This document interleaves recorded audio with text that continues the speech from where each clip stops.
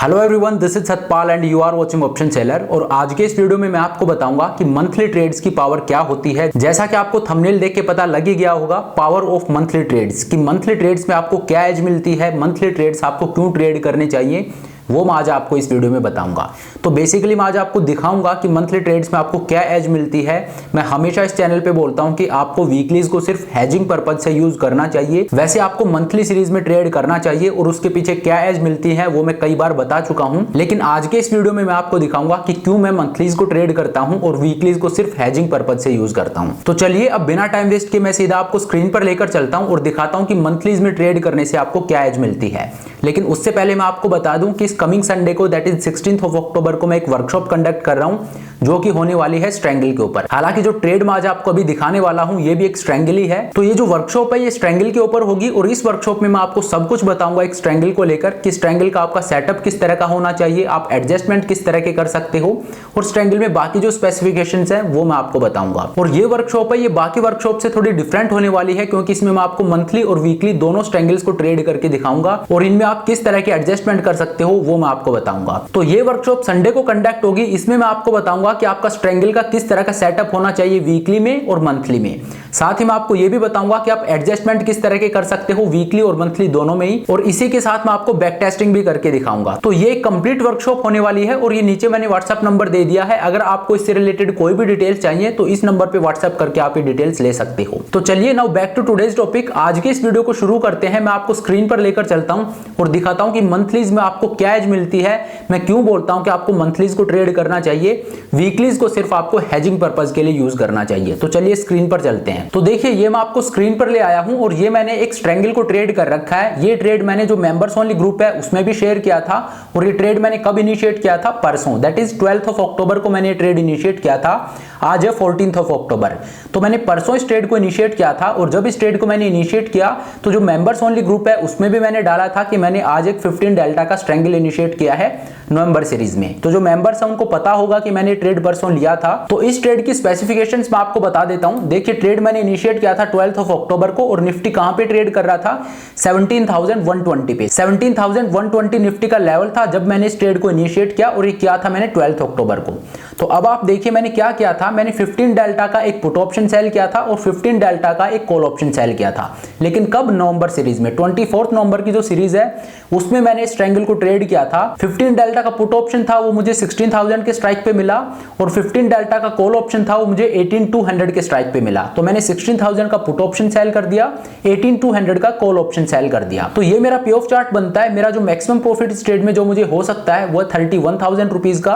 और यहाँ पे मेरे ब्रेक इवन्स क्या है, नीचे की तरफ मेरा ब्रेक इवन 15,800 और ऊपर की तरफ मेरा ब्रेक इवन है 18,400। तो इस ट्रायंगल से मैंने मार्केट के एक वाइड रेंज को कवर किया है। अगर मार्केट इस रेंज में रहता है तो मुझे प्रॉफिट होगा और मेरी प्रॉफिटेबल रेंज है काफी वाइड है। तो देखिए मंथलीज में ट्रेड करने से आपको क्या बेनिफिट मिलता है उसको आप समझिए। और मैंने यहाँ पे इस ट्रायंगल के 3 लोट ट्रेड किए थे और मेरी मार्जिन रिक्वायरमेंट क्या थी, 2,50,000 रुपीज। हालांकि ऑप्स्ट्रा मार्जिन रिक्वायरमेंट ये दिखा रहा है लेकिन रियल में मार्जिन रिक्वायरमेंट थी वो इससे थोड़ी ज्यादा थी, वो 2,60,000 के आसपास थी। तो ऑप्स्ट्रा थोड़ी कम दिखा रहा है लेकिन रियल में जो मार्जिन रिक्वायरमेंट थी वो इससे थोड़ी ज्यादा थी और मैंने इसके 3 लोट ट्रेड किए थे। अब आप देखिए एक तो मैंने यहाँ पे 15 डेल्टा के ट्रायंगल को डिप्लॉय किया है और कब किया है, नेक्स्ट मंथ में जो नवंबर सीरीज है उसमें मैंने इसको डिप्लॉय किया है। तो इससे हुआ क्या, आज मार्केट ऑलमोस्ट 1.5% के गैप अप के साथ ओपन हुआ। मार्केट ऑलमोस्ट 300 पॉइंट ऊपर गया लेकिन बावजूद उसके मुझे इस ट्रेड में कुछ भी करने की जरूरत नहीं पड़ी। यहाँ पे आप देखिए विद इन 2 डेज और मेरा प्रॉफिट है वो 6,700 रुपीज का है। जो मैंने मार्जिन डिप्लॉय किया है उस पे ऑलमोस्ट मुझे 3% का रिटर्न मिल रहा है विद इन 3 डेज। देखिए 3% है, ये मेरा टारगेट रहता है कि हर मंथ मुझे मेरी कैपिटल पे 3% तक का रिटर्न मिले, मैं उससे खुश हूं। लेकिन यहाँ पे आप देखिए मुझे ऑलमोस्ट 3% रिटर्न मिल रहा है वो भी विद इन 2 डेज। मैंने 12th अक्टूबर को जब मार्केट बंद होने वाला था तब ये ट्रेड इनिशिएट किया था और उसके बाद आज 14th अक्टूबर है और आज मुझे ऑलमोस्ट 3% का रिटर्न मिल रहा है मेरे इन्वेस्टमेंट पे। जो मैंने कैपिटल डिप्लॉय की है उस पर मुझे 3% का रिटर्न मिल रहा है विद इन 2 डेज। और वो भी कब, जब मार्केट में एक 300 पॉइंट का गैप अप हुआ है, मार्केट 300 पॉइंट ऊपर ट्रेड कर रहा है। देखिए 300 पॉइंट की मूवमेंट होती है कोई छोटी मूवमेंट नहीं होती है। इस मूवमेंट के बावजूद और मुझे 3% का रिटर्न मिल रहा है। तो ये मुझे क्यों मिल पा रहा है? क्योंकि मैंने मंथलीज में ट्रेड किया है, मैंने मार्केट के एक वाइड रेंज को कवर किया है। जो मेरे ब्रेक इवन्स है वो मार्केट से काफी दूर है, जो मैंने स्ट्राइक सेलेक्ट की है वो मार्केट से काफी दूर है। मैंने 15 डेल्टा को चूज किया है। लेकिन अब आप देखिए, अगर यही ट्रेड मैं वीकली में लेता तो क्या मैं इस 300 पॉइंट के गैप अप को अकोमोडेट कर पाता? आज मुझे एडजस्टमेंट करना पड़ता, क्योंकि मार्केट 300 पॉइंट ऊपर गया है। 300 पॉइंट का अप मूव है या इसी इंटेंसिटी का डाउन मूव होता तो उसको वीकली में अकोमोडेट करना काफी मुश्किल हो जाता है। वहां पे मुझे एडजस्टमेंट करना पड़ता, और एडजस्टमेंट करने का मतलब क्या है कि आप अपने प्रीमियम पे सैक्रिफाइस कर रहे हो। एडजस्टमेंट की एक कॉस्ट होती है, और वो कॉस्ट यही है कि आपका जो प्रीमियम है, जो आपने क्रेडिट रिसीव किया है, उस पे आपको सैक्रिफाइस करना पड़ेगा। लेकिन यहाँ पे मुझे कुछ भी करने की जरूरत नहीं पड़ी। 300 पॉइंट का गैप अप हुआ, बावजूद उसके मुझे कुछ भी करने की जरूरत नहीं पड़ी। मार्केट ऑलमोस्ट 2% ऊपर ट्रेड कर रहा है, लेकिन मुझे कुछ भी करने की जरूरत नहीं है। और यहाँ पे आप इस रेंज को देखिए, अगर मार्केट इसी तरह का एक और गैप अप दे देता है तो मैं उसको भी इजीली अकोमोडेट कर सकता हूं बिना एडजस्टमेंट किए। तो ये आपको एज मिलती है जब आप मंथलीज में ट्रेड करते हो, कि आप मार्केट के वाइल्ड स्विंग को बिना कुछ किए इजीली अकोमोडेट कर सकते हो। आपको हर एक छोटे छोटे मूव पे एडजस्टमेंट करने की जरूरत नहीं पड़ेगी। लेकिन अगर आप वीकलीज में ट्रेड करते हो तो वहां पे आपको इस तरह के मूव के साथ एडजस्टमेंट करना जरूरी हो जाएगा। अब मान लीजिए आप इसको वीकली में ट्रेड कर रहे होते, और मान लीजिए आप 15 डेल्टा का स्ट्रेंगल डिप्लॉय करते। 15 डेल्टा इसको सेफ माना जाता है, क्योंकि मार्केट से एक सेफ डिस्टेंस पे हो जाता है। लेकिन अगर आप वीकली में ट्रेड करते तो 15 डेल्टा का स्ट्रेंगल है, उसको भी मार्केट चैलेंज कर देता इस तरह के अप मूव में या डाउन मूव में। तो वहां पे मार्केट आपको फोर्स करता कि आप एडजस्टमेंट कीजिए, आपने जो क्रेडिट रिसीव किया है उस पर आप सैक्रिफाइस कीजिए। आपको एडजस्टमेंट करने के लिए मार्केट फोर्स करता। तो वीकलीज में जब हम ट्रेड करते हैं तो इस तरह के जो वाइल्ड मूव आते हैं उनको मैनेज करना काफी मुश्किल हो जाता है। लेकिन जब हम मंथलीज में ट्रेड करते हैं तो उनको हम इजीली अकोमोडेट कर सकते हैं। हमको एडजस्टमेंट करने के लिए रश करने की जरूरत नहीं है। और यहाँ पे मेरा मकसद आपको ये दिखाना है कि मैं मंथलीज में तो ट्रेड कर रहा हूं, लेकिन इसका मतलब ये नहीं है कि यहाँ पे मुझे प्रॉफिट है वो कम होगा।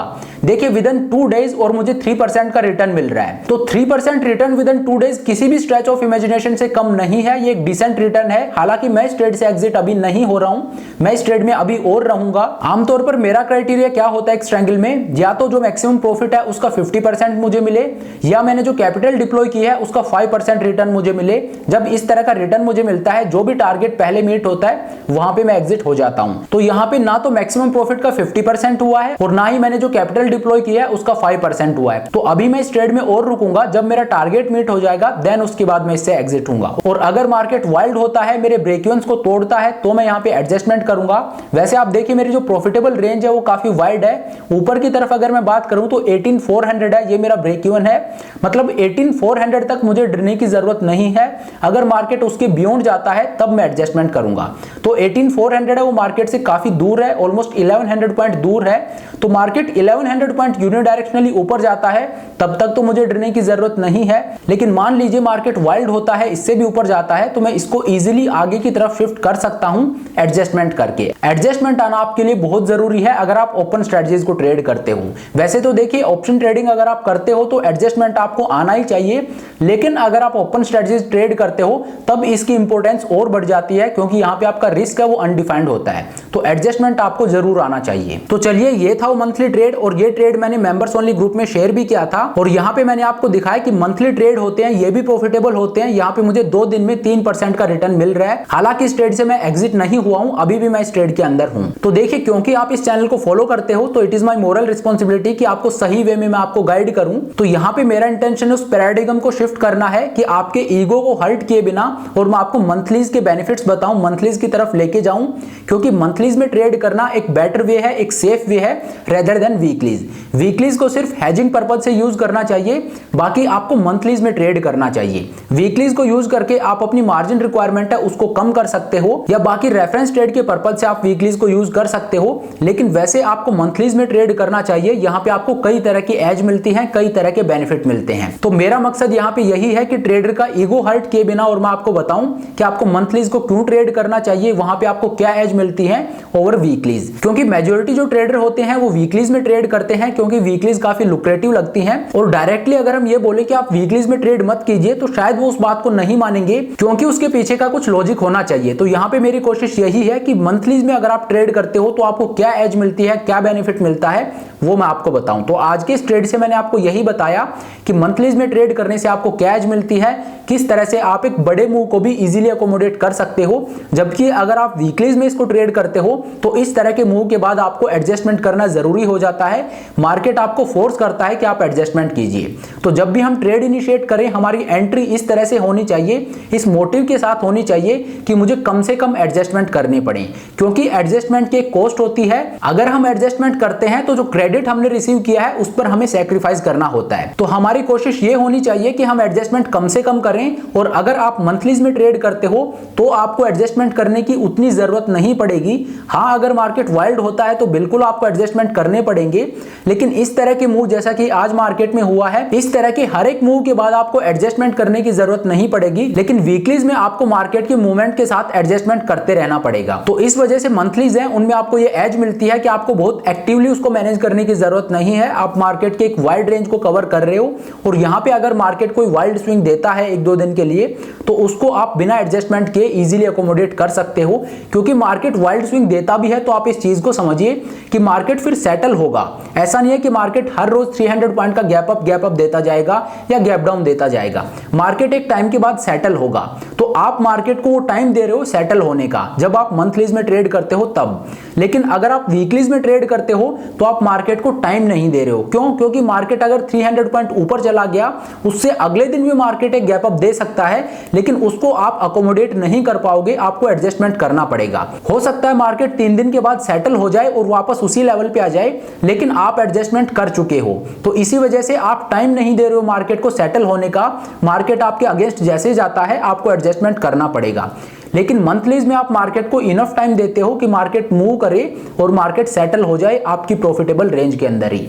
इस वजह से मंथलीज है उनमें आपको ट्रेड करने के कई बेनिफिट मिलते हैं। तो चलिए अब इस वीडियो को यहीं पे खत्म करते हैं। Thank you so much for watching the video.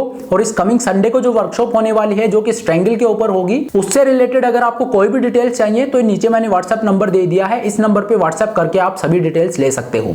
तो आई होप ये वीडियो आपको पसंद आया होगा। अगर वीडियो अच्छा लगा तो मेक श्योर आप वीडियो को लाइक करें, चैनल को सब्सक्राइब करें। This is Satpal signing off.